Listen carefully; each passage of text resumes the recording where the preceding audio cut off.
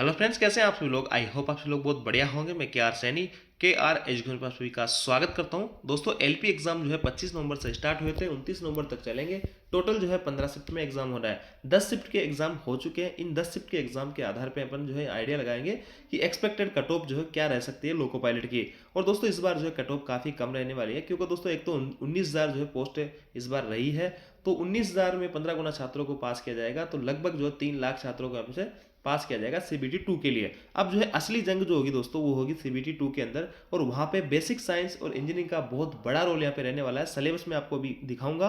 और देखिए, current GK में सबको लगा झटका। जी हाँ, हर शिफ्ट के अंदर करंट जीके बहुत ही हाई लेवल की पूछी जा रही है, और क्वेश्चन भी जो अच्छे खासे पूछे जा रहे हैं। 7 से 10 क्वेश्चन के करीब जो है करंट जीके के पूछे जा रहे हैं, और उसमें से 1 या 2 क्वेश्चन जो है मुश्किल से बच्चे यहाँ पे कर पा रहे हैं। आंसर की और रिजल्ट कब तक आ सकता है, एलपी 24 की जो है मेरिट किस आधार पर बनती है, क्या सीबीटी 1 के भी मार्क्स जुड़ते हैं, इसके रिगार्डिंग में बात करेंगे। और कितने मार्क्स आपके आ रहे हैं, तो सीबीटी 2 की आपको तैयारी शुरू कर देनी चाहिए। तो इससे पहले इन सब टॉपिक्स पे अपन बात करें, उससे पहले मैं आपको इसका सिलेबस एक बार दिखा देता हूं, और बात कर लेते हैं कि इसकी जो है मेरिट किस हिसाब से बनेगी।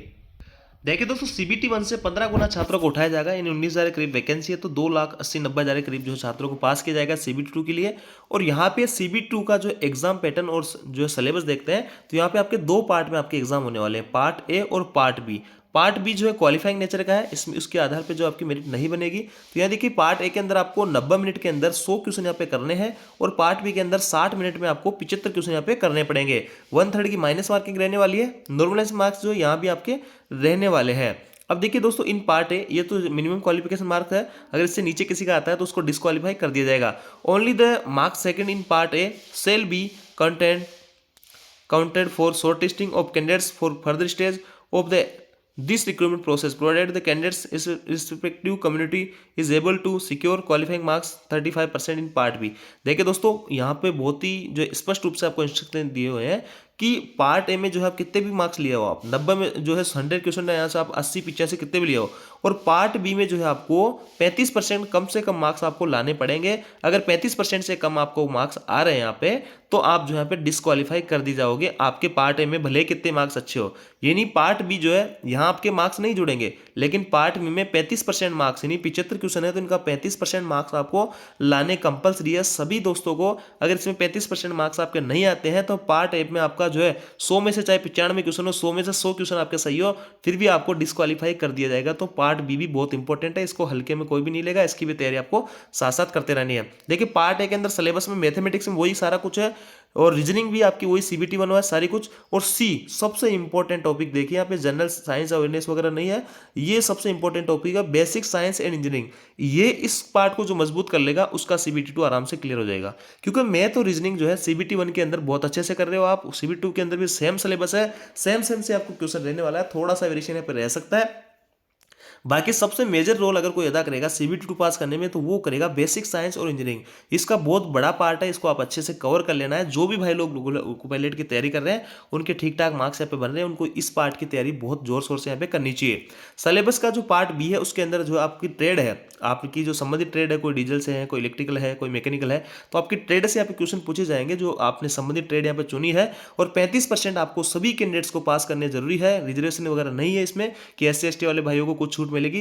35% मार्क्स सभी को लाना जरूरी है। देखिए, आप कैटेगरी कम्युनिटी, किसी भी कैटेगरी कम्युनिटी को 35% मार्क्स आपको लाना है। अगर पार्ट बी के अंदर 35% मार्क्स आप नहीं लाते हो, और पार्ट ए के अंदर 100-200% आ जाते हैं आपके, फिर भी आप जो है पास नहीं किए जाओगे। ये संबंधित ट्रेड है, जैसे किसी ने मैकेनिकल इंजीनियरिंग वगैरह इनसे कर रखी, तो इनकी ट्रेड क्वेश्चन इस ट्रेड से रिलेटेड आएंगे, और इनका इनसे आएंगे, इनका इनसे आए, सारा कुछ आपका इसमें दे रखा है। तो ये चीज़ आपको क्लियरली हो गई होगी। अब देखिए दोस्तों, बेसिक साइंस और इंजीनियरिंग के लिए बेस्ट बुक आपको बताने वाला हूँ, जिसकी तैयारी आपको अभी से शुरू कर देनी है उस बुक से।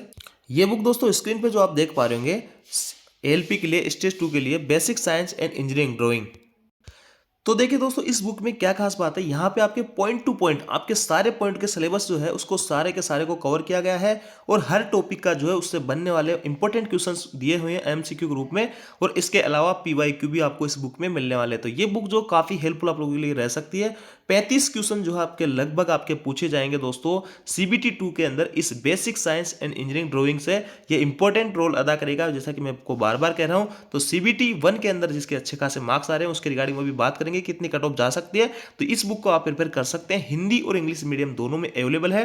और साथ ही दोस्तों इसका ऑनलाइन बाय करने के लिए लिंक आपको डिस्क्रिप्शन में मिल जाएगा। तो इस बुक को लेने से कोई भी ना चूके। इस बुक को मैंने पर्सनल यहाँ पे रिव्यू किया है, बहुत ही शानदार ये बुक है। यहाँ पे सारा सिलेबस आपका कवर है, हर टॉपिक का जो है डिटेल से आपको एक्सप्लेनेशन यहाँ पे मिलने वाले हैं और इंपॉर्टेंट क्वेश्चन दे रखे हैं और आपको यहाँ पे PYQ और MCQ वगैरह भी मिलने वाले हैं। तो आप जरूर इस बुक को बाय करिए, परचेज करिएगा और इससे आप तैयारी बेहतर बनाइएगा।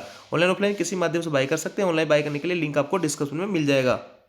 अब दोस्तों बात करते हैं कि मेरिट आखिर बनेगी कैसे। तो देखिए CB2 के अंदर जो छात्र अपीयर होंगे 3 लाख के करीब, उनमें से 8 गुना छात्रों को CBAT के लिए पास किया जाएगा, यानी साइको एग्जाम के लिए पास किया जाएगा। यानी 19,000 का जो है 8 गुना आप और लगा लीजिए, है ना। इतने सारे छात्रों को जो है यहाँ पे CBAT के लिए पास किया जाएगा। लगभग 1.5 लाख छात्रों को फिर से पास किया जाएगा। तो CBT2 भी जो है पास करना बहुत ज़्यादा हार्ड नहीं रहेगा यहाँ पे, है ना, बहुत ज़्यादा हार्ड नहीं रहेगा। 1.5 लाख छात्रों को पास किया जाएगा। लेकिन फाइनल जो मेरिट बनेगी आपकी, वो एक तो आपका CBT2 का जो एग्जाम हुआ था उसके पार्ट ए की जो मार्क्स है, क्वेश्चन है, उसमें आपने कितने अटेम्प्ट किए उसके आधार पे और इसके आधार पे CBAT जो तीसरा एग्जाम आपका साइको का, इन दोनों के आधार पे आपकी जो है मेरिट तय होगी। बाकी जो CBT2 के अंदर पार्ट बी था वो क्वालिफाइंग नेचर का है, 35% मार्क्स आप लाओगे तो वहाँ से पास आप माने जाओगे।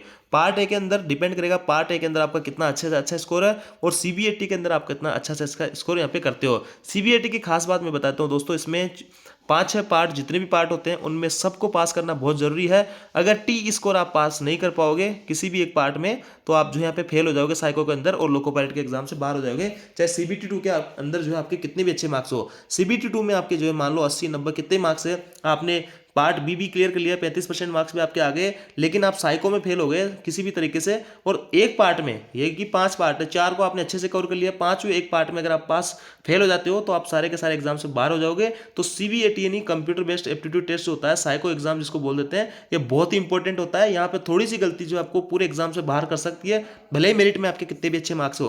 तो इसको पास करना बहुत जरूरी है। ये CBT2 के बाद में इसकी तैयारी करेंगे, तैयारी बहुत ज़्यादा हार्ड नहीं होती है, तो इसलिए इसकी भी मेरिट में बहुत बड़ा रोल रहता है। अब देखिए दोस्तों CBT2 के अंदर पार्ट ए के अंदर आप जो है 70% वेटेज आपका उसका रहता है और 30% आपका जो है पार्ट रहता है part of CBT2 and 30% weightage off score obtain in CBAT।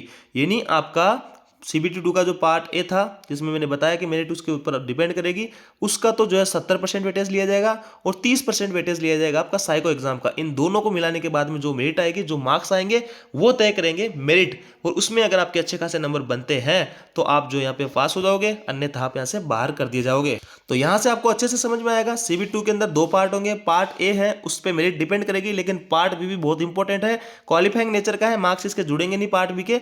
Part A की जो मेरिट रहेगी, पार्ट ए के जो मार्क्स रहेंगे उसका 70% लिया जाएगा और साइको एग्जाम का जो 30% लिया जाएगा, दोनों को ऐड किया जाएगा। वहां से आपकी मेरिट जो निकलेगी वो डिसाइड करेगी आपका आप क्वालिफाई हो या नहीं हो। तो यहां से आपको क्लियरली समझ में आएगा कि मेरिट बनती कैसी है इसकी। अब देखिए दोस्तों CBT2 में पार्ट ए भी पास करना बहुत ज़्यादा हार्ड नहीं है, क्योंकि 1.5 लाख गुना छात्रों को पास किया जाएगा, 1.5 लाख गुना, तो सॉरी 1.5 लाख जनों को, यानी 8 गुना छात्रों को पास किया जाएगा साइको के लिए। तो 19,000 का 8 गुना अगर निकालेंगे तो लगभग 1.5 लाख के करीब निकल के आ रहा है। तो वहाँ भी एग्जाम क्लियर करना जो है कोई बड़ी बात नहीं है, लेकिन आपको एग्जाम में अच्छा स्कोर करना है, क्योंकि क्लियर तो बहुत सारे लोग करेंगे, आपको अच्छे मार्क्स लाने हैं CBT2 में, जब जाके आपकी जो मेरिट बनेगी 70% वेटेज है वो अच्छा खासा निकल के आएगा।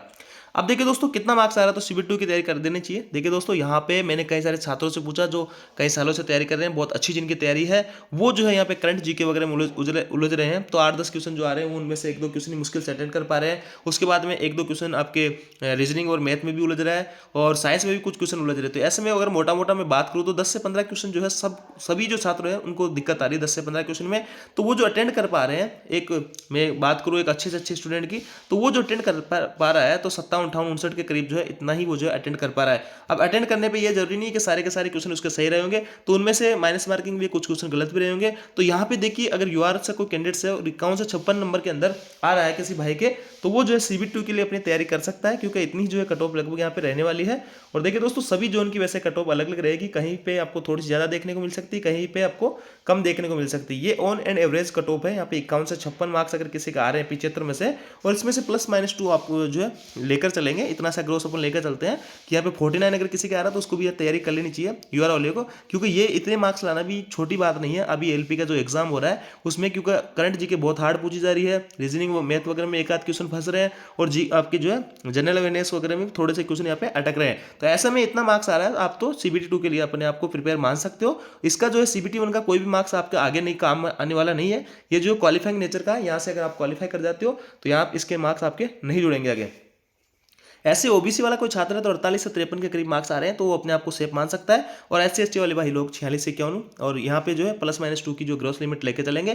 फिर भी दोस्तों मैं आपको फिर से कहूंगा कि यहाँ पे अलग अलग जोन की अलग अलग कट ऑफ रहती है। ये मैंने एवरेज जो है कट ऑफ आपको बताई है, जिस हिसाब से मैंने जितना छात्रों से रिव्यू किया है या जितने भी लोगों से मिला हूँ, पर्सनल बात किया हूँ कि किस हिसाब से कैसे पेपर वगैरह आ रहे हैं, तो यही देखने को मिला कि करंट जीके वगैरह काफ़ी हार्ड आ रही है। तो ऐसे में सारे कुछ एनालिसिस करने के बाद में इस नतीजे पहुंचे कि इतने जो मार्क्स अगर किसी का आ रहे होंगे भाई के, तो वो अपने आप को सेफ मान सकता है, सीबीटी 2 के लिए अपनी तैयारी कर सकता है। बाकी ऐसा नहीं कि इससे कम अगर मार्क्स आ रहे हैं किसी का तो वो भी हताश हो। देखिए यहाँ पे 2-4 मार्क्स अगर कम भी आ रहे हैं तो आप भी तैयारी रेगुलर रखिएगा, है ना। बाकी अलग अलग जगह से अलग अलग कट ऑफ जाएगी, कहीं कहीं से जगह अब कट ऑफ आपको बहुत कम भी देखने को मिल सकती है सीबीटी 1 के लिए, क्योंकि सीबीटी 1 में जो 3 लाख छात्रों का पास किया जाएगा, तो इतने जो मार्क्स आपके बन रहे हैं तो आप जो है सीबीटी 2 के लिए तैयारी कर सकते हैं। बेसिक साइंस इंजीनियरिंग पे आपको बहुत ज़्यादा फोकस करना है। तो ये थी दोस्तों छोटी जानकारी। आई होप जानकारी आपको अच्छी लगी। वीडियो आपको अच्छी लाइक कीजिए, दोस्तों के साथ में शेयर जरूर करें।